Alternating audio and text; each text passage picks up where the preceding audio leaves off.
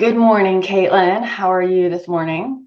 I'm good. How are you? I'm doing well. Really excited for today. We've been talking about this for a while, and I'm glad that we have been able to take some time and really like dig through. You guys sent in a lot of questions for this Q&A on your grief related questions, and we just wanted to kind of take some time to go over them, talk about them. Sometimes in group, we just don't have the time that we wish we did to go into depth on some of these. So, Caitlin and I wanted to take some time to do that.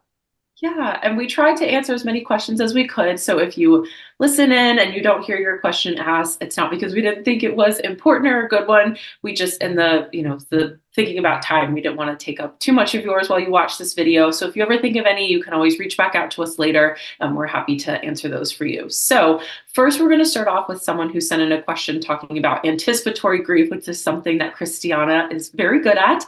And so their question is, how do I manage the stress of that? So what would you say to them? So I would say that self-care is so important, which is an ironic thing because a lot of times in anticipatory grief, we're not only dealing with the emotional stress, the losses along the way, but that caretaker fatigue. Mhm. We're spending all of our time really just being hyper vigilant, focusing on them, sometimes not even getting a full night's sleep, all of these things. So self-care often can fall right off the list of things that we need to do in the day. But, I kind of have this expression that I use a lot, which is we cannot be present with anything if we are consumed by it. Mhm. So taking some time to, even if it's something as simple as like, doing some jumping jacks in the backyard or putting your feet on the grass or, enjoying the sunshine, writing in your journal if you're uncomfortable leaving your loved one. I know that sometimes that can be really difficult as they start to get older and, start to get a little bit sicker. Mhm. So first and foremost, just recognizing that self-care is not selfish, it's necessary, and it allows you to really take in these moments with them rather than it constantly being on high alert. What do you Mhm. think, Caitlin? Yeah, I agree. And another, quote that comes to my mind too is that you have to put on your oxygen mask first before you help anybody else put theirs on. And so you can't take care of your baby in the way that you want to if you're not taking care of yourself first. So there's different types of self-care. And so if you think about it, look at, are you meeting it emotionally, physically, and spiritually? Are you it sort of in touch with those as you go through this? And then Dr. Alan Wolfelt talks about the 5 dimensions of self-care. He says, get rest whenever possible, connect with loved ones, express yourself, and turn to gratitude and grace. And I know I mentioned that this is for anticipatory grief, but self care is really, really important in terms of grief after your baby and your loved one has passed away, too. So, this is a very, very important one. That's why we wanted to start out with it, because it's something to keep in mind as you go through your journey, no matter what stage you're in or what your journey is starting to look like now. Yeah, no, I absolutely agree with that. And we also want to put out there, we understand that it's a lot easier said than done to give ourselves gratitude and grace, but you just like anybody else in the world deserves that gratitude and grace. And so sometimes we just have to kind of keep a little bit in our front pocket whenever we need it. And just recognize that the love that you guys share, you and your fur baby, or feathered or scaled baby, is reciprocal. It's a two-way street. So you deserve that much love as much as they do. Yep. So that's kind of what we want to touch on with specifically anticipatory grief. Although I do think that anticipatory grief and grief itself have a lot in common as far as the emotions that we feel and everything like that. So I think that either whatever stage you are in on your grief journey, um, there are some things throughout that might be helpful as well. We have another question, and this is kind of two questions that we want to answer together, but it says, why do I find myself looking for things to feel guilty about? And then what is the most effective way in overcoming guilt following the loss of your pet? Oh, that breaks my heart, but it's way more common than we think. And I say that not to minimize, but to validate. Caitlin, what are your first thoughts on that? Yeah, so guilt is something that I think we all feel as pet parents, no matter if we are, incredible, we do everything for them, we always still find something to feel guilty about, unfortunately. The human brain is really good about that. We just want to be the perfect pet parent. And so when we perceive something as going wrong or not going the way that we want, it's a lot easier to beat up on ourselves and say, coulda, shoulda, woulda, why didn't I? Things like that, instead of, no, I'm amazing. And these are the things that I did instead.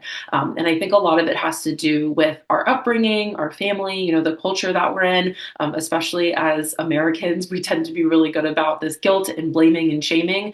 Again, in reality, you're an amazing parent and just continue to give yourself a lot of grace. So, like Christiana said, guilt is not something that I think you're alone in. I promise you that you're not. We have lots of families that we talk to, and every single one, feels something to feel guilty about. And I think that also just speaks to who you are as the pet parent and the love that you have for them, is that you want to be so good for them and you want to do right by them, and that is just incredible, and speaks to your heart and who you are, and it's really really sweet. But you definitely don't want this guilt to consume you, so we'll talk a little bit about ways to process that and move through it. Yeah, no, absolutely. Yeah. So that guilt that many people feel, and that's not to say that you should feel guilty if there are people who don't feel that guilt, but it is just something really common in all grief, but especially pet loss, because there is that huge amount of responsibility, and it's really difficult to have all-encompassing responsibility and have like this much control over what happens in the world, in the universe, Mhm. you know?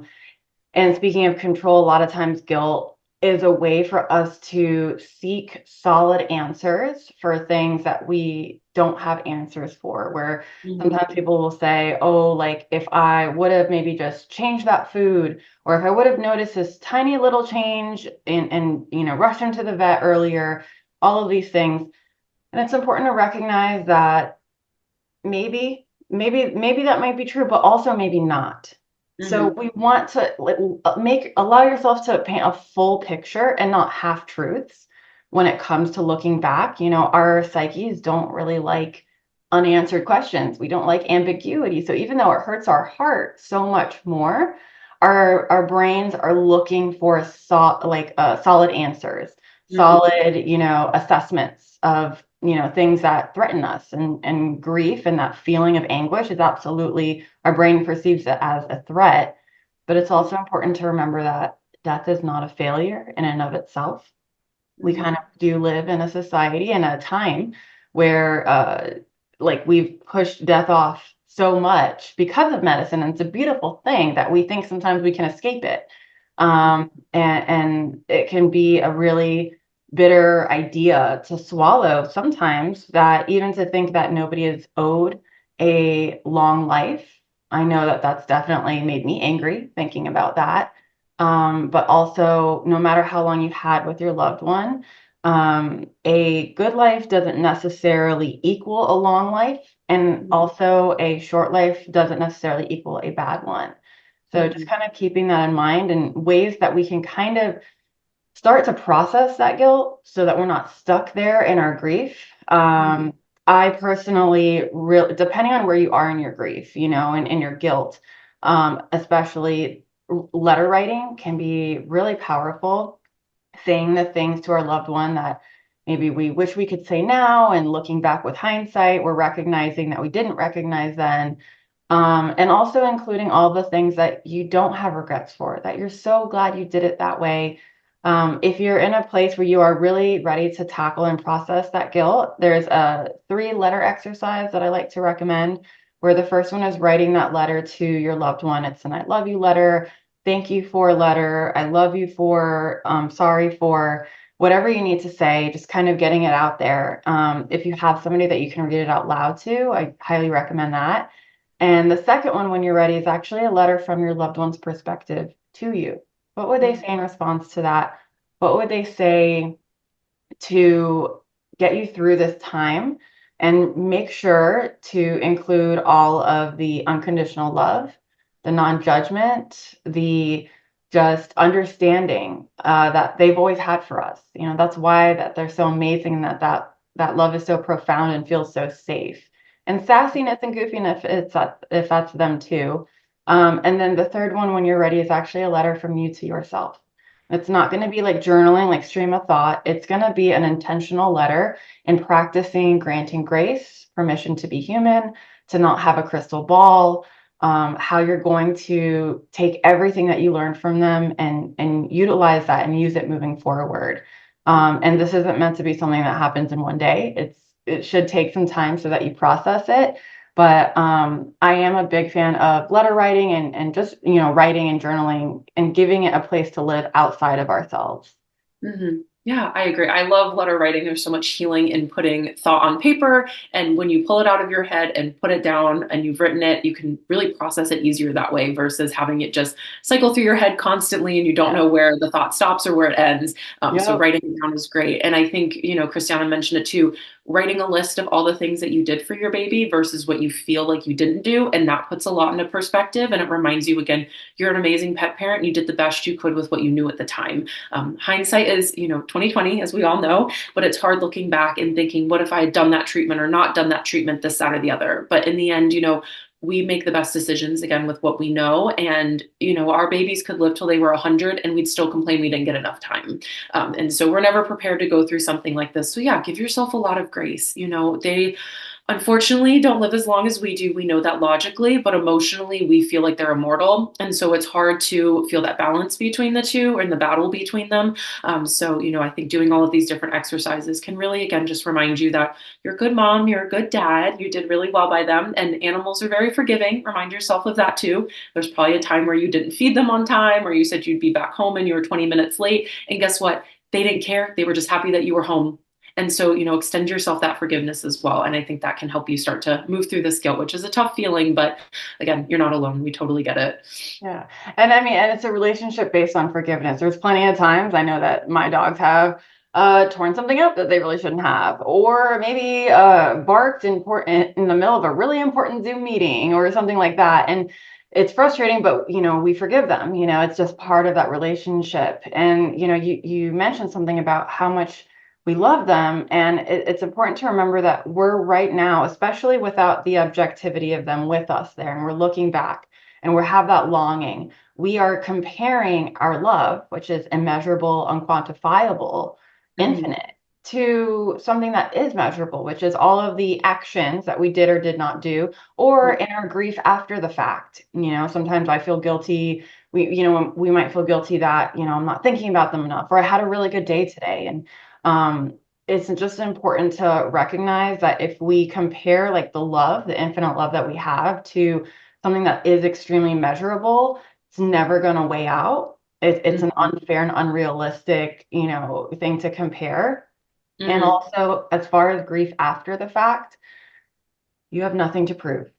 You Yeah. have nothing to prove to anybody, your loved one, that, you love them this much, right? And so if you're having a great day, it's this idea that just like when they were alive, your love was solid and it didn't change based on what you were thinking about in any given moment. It didn't Mhm. change based on how you were feeling in any given moment. And you knew that. You were confident in that truth. If somebody tried to tell you otherwise, you would let them know.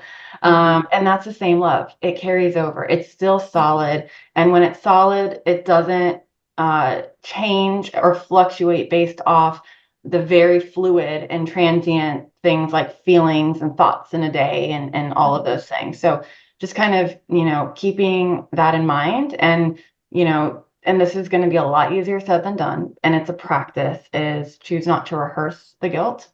Yep. We can choose to either say it that first thought that pops into our head and let it ruminate and cycle. It's really easy to do that. Or we can be really intentional and try to get to your truth. If you're asking yourself, why didn't I get that Hail Mary surgery? Okay, don't stop there. Ask yourself, why didn't you? Mhm. Did it have something to do with the fact that you didn't want to put your loved one through anymore? Right? Maybe sometimes that has to do with the fact, if we miss something that's like, okay, well, what was going on in your life? You know, Mhm. um, Sometimes, a lot of times it comes down to two things. One, it was a loving decision, or two, these darn limitations of being a human being. You Mhm. know, we don't have infinite finances, time, and energy. And that's really difficult because if we did, I mean, the whole world would look a lot different. Yeah, exactly. I agree. And, again, with guilt, just a lot of patience with yourself, a lot of grace with yourself. We're just doing the best that we can to make it through each day. And this is hard. And like Christiana mentioned, it takes a lot of practice and a lot of time, and it's difficult. But I think that these are some really good suggestions to help navigate this really difficult feeling, and again, your baby loves you. They will always love you, no matter what. And I think that's what makes this relationship with our animals so strong and so beautiful, is that it is so, unconditional. And so just keeping that in mind is really important, and hopefully brings you some peace too. I highly recommend if you are struggling with guilt and it just feels like you're really stuck there. There's this book by Alan Wolfelt. We love him here at the Pet Law Support Team, called The Guilt of Grief, I believe. It's like 50 something pages, really easy read, but it does help us have a better understanding of the kind of guilt that we're feeling, why we might be feeling that way, how if we can use it to like reflect with curiosity and compassion, or if we're really doing it to beat ourselves up, whatever it may be. So if you want to kind of understand it and look into a little bit more than what we're able to talk about today, that's a great book to dive into. Yeah. And especially grief is not something, we need to feel sadness in all the time. Grief can extend to joy and happiness. Like Christiana was saying, if you're having a good day, it doesn't mean that you don't love or miss your baby, any less. It just means that you're having a good day. And so extending yourself that grace. And I think that book's a really good idea. Thanks for mentioning that, Christiana. So touching on guilt, I know that it weighs heavy in pet loss, no matter what the situation is that we go through. But especially behavioral euthanasia, guilt can come up a lot. So we got this question, we got a few of them about behavioral euthanasia. But the first one is, I know giving back has been something so helpful in my healing. I've been helping other people with reactive dogs and volunteering at the shelter, but I feel like it's hitting a dead end and I need something more.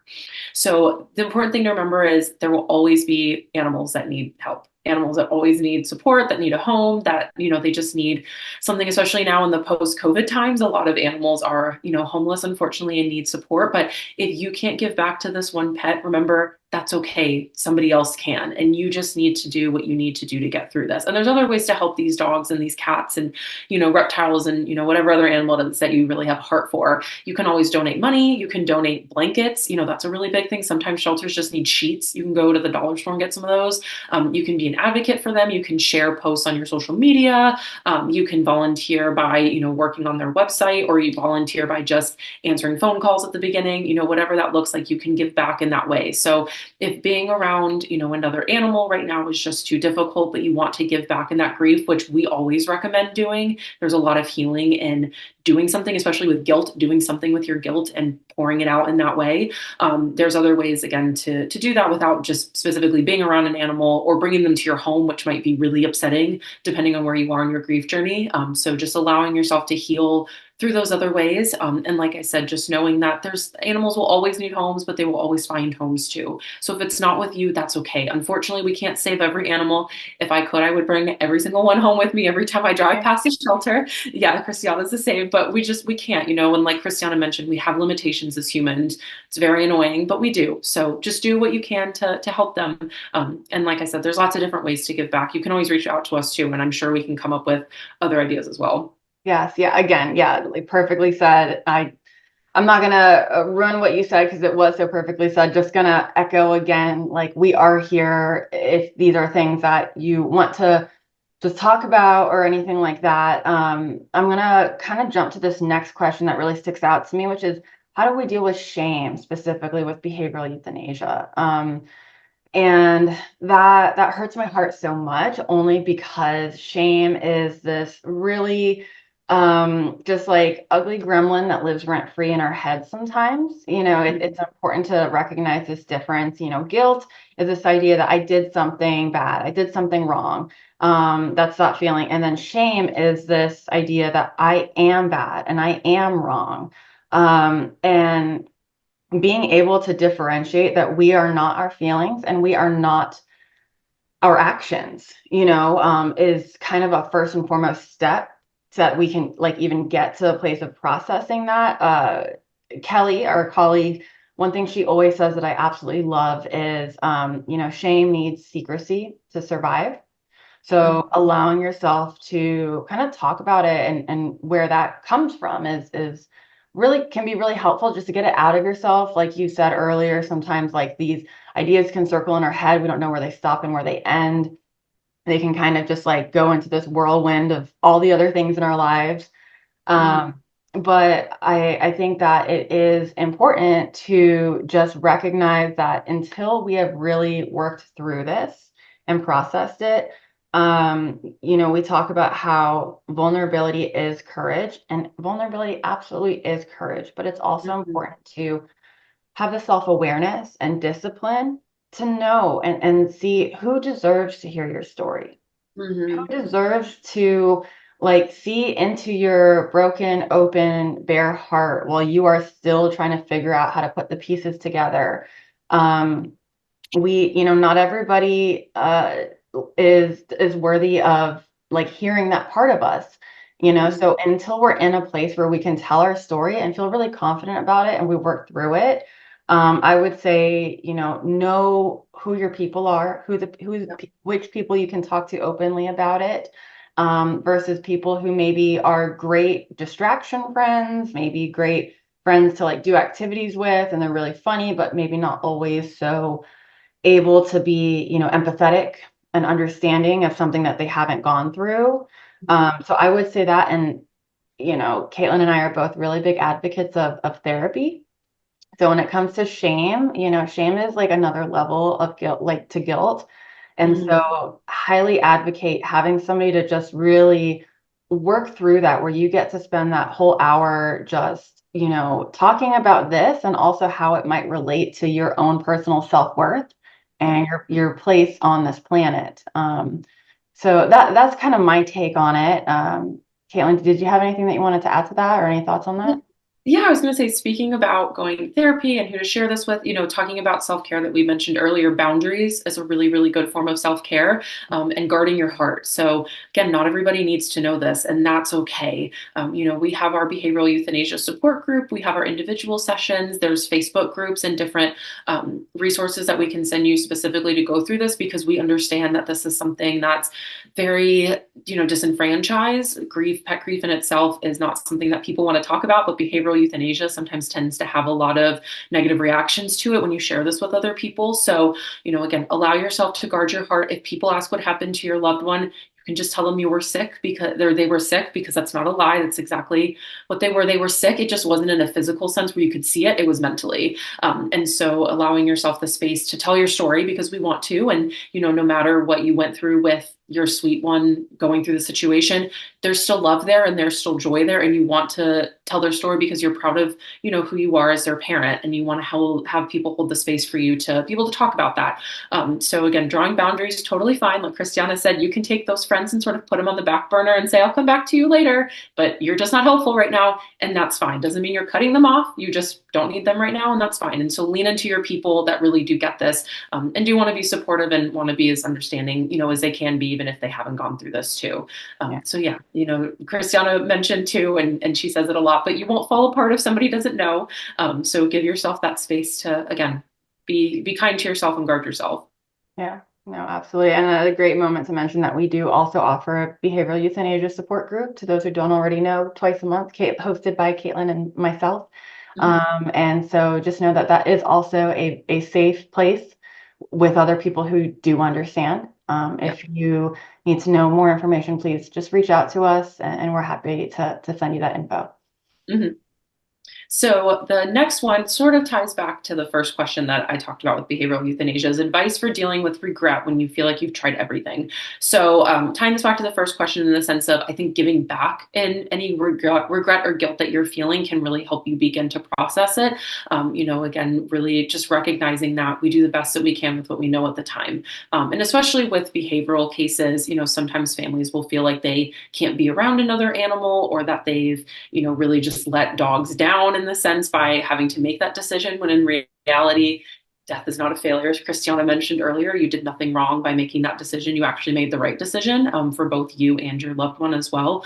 So you can try to give back in that way, again, volunteering, donating, really advocating for dogs, advocating for behavioral euthanasia in the sense of being there for friends and family who may go through this too, and being that safe space for them, and being that person that wants to hear them tell their story. So I think that can be really helpful. And again, with regret in returns to behavioral euthanasia, a lot of times the reason you made this decision is because you knew you were getting to a point where the human animal bond wasn't going to exist anymore. And we talk about quality of life a lot at Lap of Love, especially when it comes to cancer diagnosis or old age or anything like that. But quality of life is really important to the humans as well, and really important to behavioral euthanasia. So again, even though you can't see the illness, you can't see a gaping wound or a broken leg, they have essentially a broken brain, and so you really need to take their quality of life into consideration, and again, yours as well. And so if you are living in a home where you can't leave the house, you can't have other people come to your home,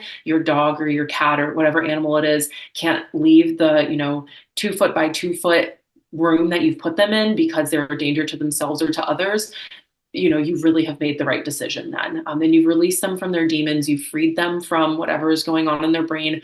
Animals can't go to therapy. They can't process everything that's Right. going on in their mind. Medication sometimes works. Most of the time it doesn't, or it gets to a point where it just doesn't affect them anymore. So when you're left with behavioral euthanasia, you've reached that point because you've done everything that you can. And again, this is not a failure. You've made the right decision by them and by you. So just giving yourself a lot of grace. But the regret, I completely understand. Christiana and I, we get that. It's a really, really, really, really, really hard decision, and we will never diminish that. But we're here to not judge you either, because we get that this was a hard thing to get to, and you wouldn't have done this if you hadn't tried everything else for them.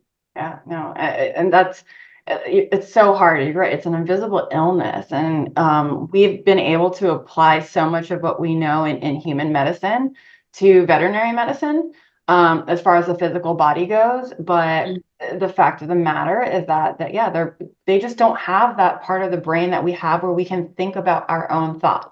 We can stop and question, hey, why am I reacting this way? Why am I having this immediate amygdala fight or flight reaction?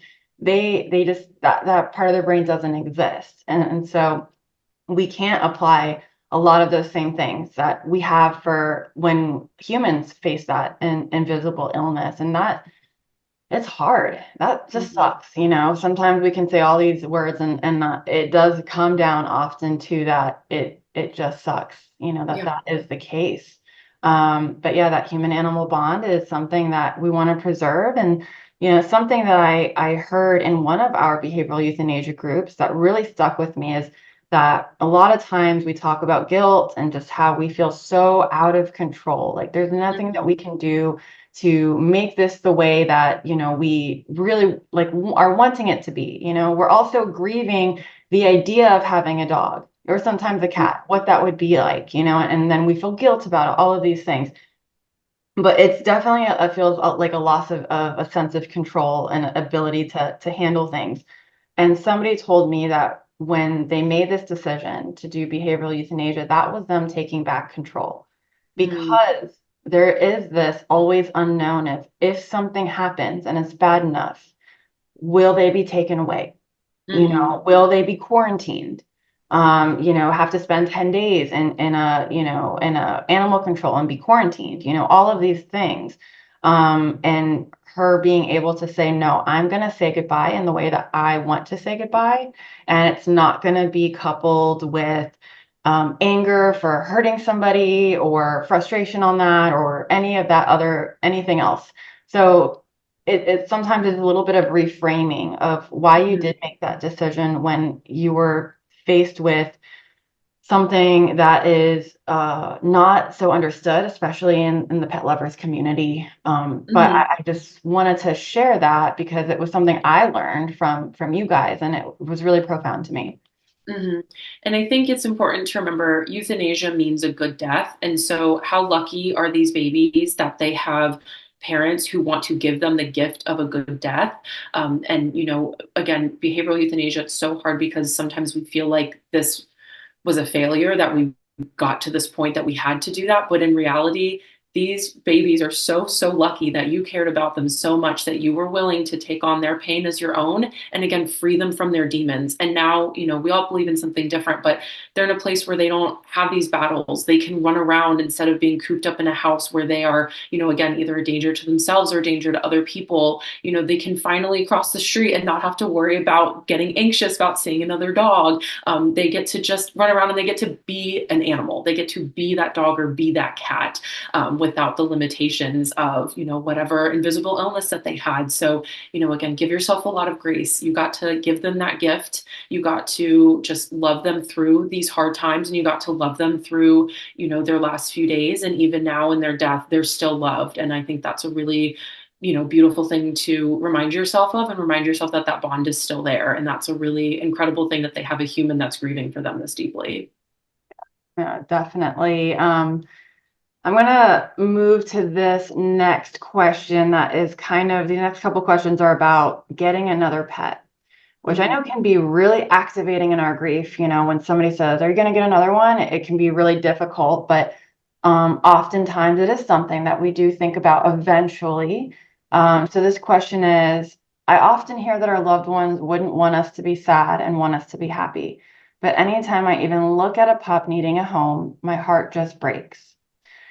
So I think that this person is saying that their heart breaks because they're not ready yet, or a lot of times people feel like they're betraying their loved one if they think about that. Um, and I kind of just want to put this idea out there that sometimes we hear a lot that our loved ones want us to be happy. And that's a really beautiful thought. But I also tend to think that more than anything, like the reason that we had this special bond was because we had permission to be our most authentic selves, whatever that looked like on any given day. And so your loved one, your fur baby, would want you to be your most authentic self, and where your heart is leading you, give yourself permission to follow it, to see where it's taking you. If we're not ready, that's okay. We're not ready. We don't necessarily suggest going out and getting another pet a week later. And so we're not saying that, but just recognizing that betrayal isn't. We need to rethink this idea of betrayal, because if something happened, if it was reversed, I know for me, I'll just speak for myself. If it was reversed and something happened to me, I would absolutely want my pets to be in a loving home, to like know that they have another family, that they're going to receive the love that they so much deserve and give out so freely. I would not feel any betrayal in that sense. And so we kind of have to think about it that way, that this is a reciprocal two-way street of love. And even if we had a jealous pet, even if they were a little bit jealous, ultimately it's this idea like, okay, well, they are not here anymore to get those pets that they might have kind of, veered in between another dog, or whatever that may be. They're not here. And so why does that mean that you no longer deserve pets ever? Right. So just kind of thinking about it if it were reversed as well. Yeah. Yeah. And it's definitely true. Our animals, they meet us where we are when they're here, physically. And I think they would still meet us where we are now. And so if you find yourself crying, they're there for you. And if you find yourself being happy again, they're there for you too. And if you're not ready to bring a new loved one home, totally fine. And again, if you don't bring them home, somebody else will. And so, it's okay. You don't have to rush out and, empty the shelter. You can give back in different ways, like we sort of mentioned earlier. So you can volunteer, you can donate, you can advocate. You can also, if your baby wants you to be happy, like you said, go out and watch your favorite movie, go on a hike with a friend, just take a trip somewhere, go stand in the sunlight, whatever it is that brings you joy, allow yourself to do that. And it doesn't have to be in another animal, especially if you're not ready. So sort of like the next question, it says, how do you know when it's time to adopt a new pet? It's totally up to you. I tell families all the time, there's no timeline for your grief. There's no timeline for getting another animal either. You do it when you're ready. I've talked to families who they knew that their baby was old and sick and was going to pass away soon. So they got another dog to prepare themselves for this loss. I know families who have waited a year, families that have waited 6 months. I also know families who never have and are never going to, and that's okay. So allow yourself permission to do what you need to do to get yourself through this.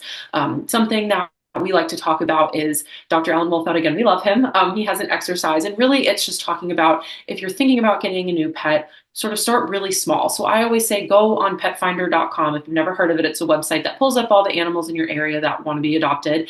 Just look at the website and then write down how you feel about it. Is it really upsetting to look at these dogs? Are you starting to feel, ill? Are you crying about it? Or are you feeling a lot of joy and you're like, oh my gosh, I love this puppy. I want to go pet him. Write all of these things down, keep that in mind. And then maybe take it a step further. Go to your friend's house and ask to walk their dog or spend time with their cat.